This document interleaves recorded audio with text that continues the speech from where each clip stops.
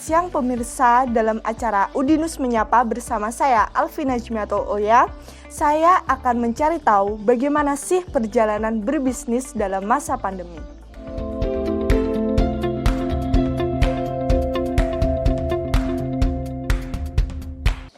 Sebelumnya bolehkah kakak memperkenalkan diri? Saya Emilia dari founder Tangan Mamaku yang bergerak di bidang food and beverage. Untuk usaha yang sudah kakak tekuni saat ini, alasan apa kakak memilih usaha ini? Sedangkan ada banyak usaha lain seperti kopi, skincare, dan lain-lain. Alasan utamanya sebenarnya untuk survive. Nah, terus di dalam proses survive itu, saya menemukan potensi yang ada di dalam produk saya untuk dikenal luas masyarakat dalam dan juga luar. Jadi produk saya itu kan yang dia mengandung budaya dari Indonesia. Jadi makanan khas dari sebuah daerah. Nah, saya ingin mengangkatnya biar lebih dikenal sama masyarakat luas, bahkan masyarakat luar. Karena kan zaman sekarang sudah banyak sekali makanan dari luar yang masuk ke Indonesia dan dicintai sama orang-orang Indonesia. Nah, saya kepengen mengangkat ini loh, ada makanan yang asli Indonesia, dari Indonesia, yang nggak kalah enaknya dan bisa kalian cintai gitu loh. Jadi biar kayak makanannya itu lestari gitu. Itu yang membuat saya mencintai produk saya dan semakin ingin mengembangkan. Nah, kayak gitu alasannya, jadi ingin mengangkat potensi budaya dari makanan Indonesia. Ya kayak gitulah. Bisa kan rencananya. Kalau boleh tahu kira-kira sudah berapa lama kakak menekuni usaha ini? Sejak awal pandemi, karena emang judulnya ini sebenarnya usaha untuk survive, jadi kurang lebih udah 1 tahun lebih lah. 1 tahun. Mengapa kakak memberi nama usaha dengan Tangan Mamaku? Bagaimana kakak dapat membangun usaha ini dengan nama Tangan Mamaku? Tangan Mamaku awalnya tuh sebenarnya namanya ini kayak tersirat sebuah doa dan restu dari ibu, dari mama saya.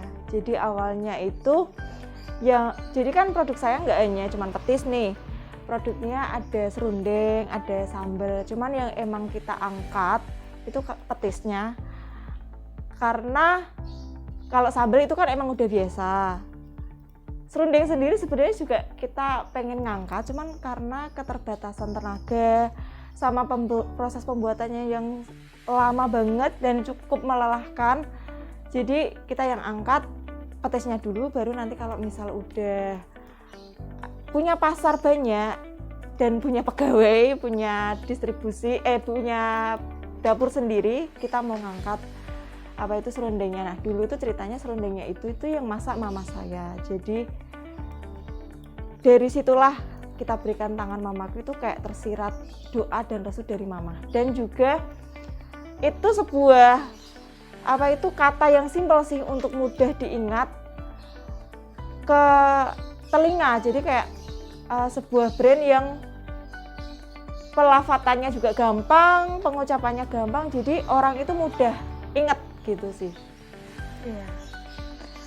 Dalam membuka usaha ini tidak hanya memikirkan bahan, tetapi juga memikirkan lokasi dan lain-lain. Jadi bagaimana persiapan kakak dalam membangun usaha ini? Persiapannya sebenarnya mental aja sih, karena usaha sendiri itu jauh lebih menguras mental, kayak mentalnya kudu kuat, karena tuh kita harus survive terus gitu. Karena nggak selamanya usaha itu stabil, jadi persiapannya mental. Kalau boleh tahu omset kakak selama 1 bulannya itu berapa ya? Sebenarnya omsetnya masih kecil sekali ya. Omsetnya itu sebenarnya yang pegang itu adik saya. Jadi saya itu kan bagian produksi, ini bagian kualitas produk kayak gitu. Cuma sejauh ini yang ketika kita audit tuh masih dikit banget. Karena emang niatnya kita itu kan untuk usaha ini kita merintis untuk menjadi lebih besar. Jadi kayak kita itu kayak ngambil omset untungnya tuh bener-bener dikit banget. Jadi kayak modalnya tuh kayak dialokasikan buat modal kayak, jadi omsetnya aku nggak tahu jelasnya kayak ya. dibuat Cuman, muter dulu. jadi kayak belum dipastiin bener-bener berapa. Ya seperti yang Mbak bilang kayak buat muter. Cuman kemarin saya penarikan 1 juta sih. 1 bulan 1 juta itu karena kita usaha berdua ya, jadi kayak omsetnya ada 2 juta itu bersih, kita bagi 2, jadi saya 1 juta itu yang udah pernah kita tarik.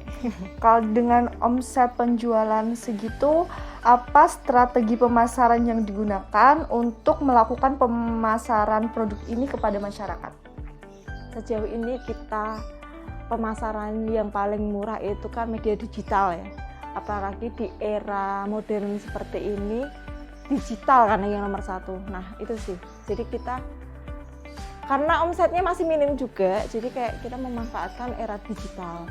Kayak kita posting, kita jualan di akun media sosial yang masih hits pada zamannya, kayak kita ada di Instagram, di TikTok, ada di Shopee, Tokopedia, semuanya kita jualan. Jadi kalau dulu tuh saya pernah ngikutin seminar Women World. Di situ ada Bunda Ani Avante, dia memberikan kayak seminar kayak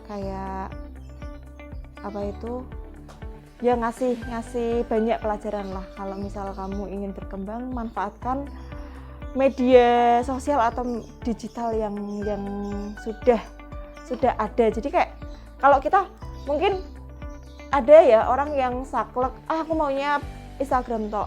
Aku dulunya juga gitu, tapi karena ini usaha bersama, ternyata adik saya itu ngotak-ngatik, pintar buat ngotak-ngatik. Kita jualan di TikTok, ternyata rame lewat TikTok. Kita booming lewat TikTok kayak gitu sih. Jadi abaikan kesaklekan. Ya kalau misal kita mau berkembang ya kita harus mengikuti zaman kayak gitu sih. Kalau ada peluang dimasukin aja. Nah gitu Kak. Kalau yang saya dapat dari Bunda Ani Avante itu masukin semua media sosial masukin gitu. Ya, berarti selama pandemi ini resiko dan tantangan apa yang Kakak hadapi dari awal sampai sekarang? Resiko sama tantangan di awal pandemi. Nah itu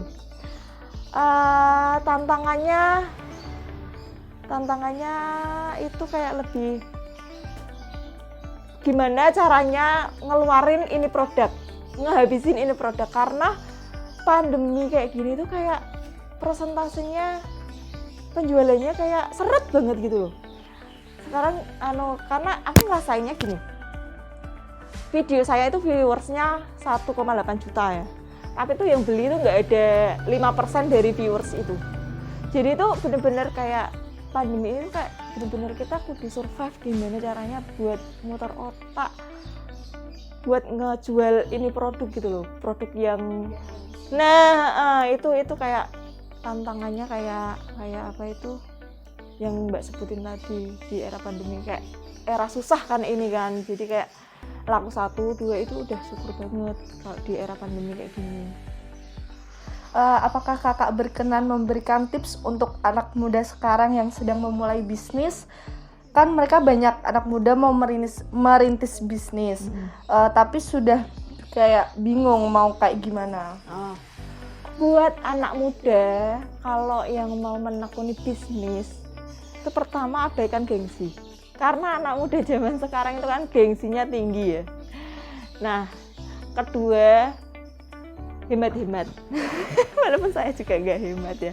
Saya hemat-hemat, maksudnya aja sing kabeh kudu melu-melu kancane ben ketok hits gitu aja. Maksudnya karena mumpung masih muda gitu loh Mbak, manfaatkan waktu sebaik mungkin. Pokoknya kalau saya sih nggak usah gengsi. Karena gengsi itu kayak nggak ada manfaatnya gitu loh. ya udah apa adanya diri kita sendiri, apa adanya diri kita. Kalau terus aduh ngomongnya gimana ya, pokoknya abaikan gengsi. Jadi kayak contohnya nih, aku ngasih contoh aja ya, kayak misalkan adikku nih juga kan masih muda kan, dia fresh graduate, dia boyong petes kanan kiri kayak orang tukang rosok gitu. Dia tuh nggak gengsi, nggak malu juga. Terus jualan di Car Free Day nggak ada yang beli juga nggak malu. Terus karena kita juga modal masih terbatas, kita pakai mejanya itu, kita kan nggak punya meja lipat nih ya, jadi kayak pakai container box terus dibikin meja, itu juga nggak usah malu gitu loh. Jadi kayak jangan gengsi kalau kita mau mulai usaha. Kalau misal kita jatuh, bangun lagi. Itu sih kalau buat anak muda zaman sekarang. Pertama ilangin dulu gengsinya kalau mau up. Cara kakak untuk menarik hati konsumen agar membeli produk kakak bagaimana? Menarik hati konsumen, karena ini saya jualannya lewat online ya, bikin video semenarik mungkin buat dia ngiler, buat dia beli produknya kita, kayak gitu. Jadi sih. kayak buat konten. Betul, konten kayak gitu. Karena kita masih jualannya di media online. Karena untuk offline-nya sih kita masih arang-arang ya, karena kan cuman di Car Free Day itu kan seminggu sekali gitu. Rencana kedepannya itu mau bagaimana ya untuk Rencana kedepannya ini diajak ngehalu apa ngemimpi nih? Ya kayak rencana ke depan kayak Planning kedepannya ya kepengennya produknya oke, ngomong yang elegan. Kalau rencana kedepannya itu perizinan kita diloloskan, jadi biar produknya kita bisa merambah ke supermarket. Jadi kalau misal orang kepengen produknya kita tuh nggak kudu nunggu paket datang, nggak kudu bayar ongkir, jadi dia bisa beli di Indomaret atau Indogrosir kayak gitu kan. Itu rencana kita ke depan. Terus kepengennya juga punya dapur produksi sendiri, biar nggak satu rumah, biar lebih steril dan higienis ya. Walaupun kita sudah berusaha menjaga kesterilannya, cuman kalau misal dapur masih jadi satu sama rumah itu kan beda kan, tentunya sama dapur produksi khusus kan beda. Nah itu rencana kedepannya begitu. Kalau begitu terima kasih atas waktunya ya Kak. Sama-sama.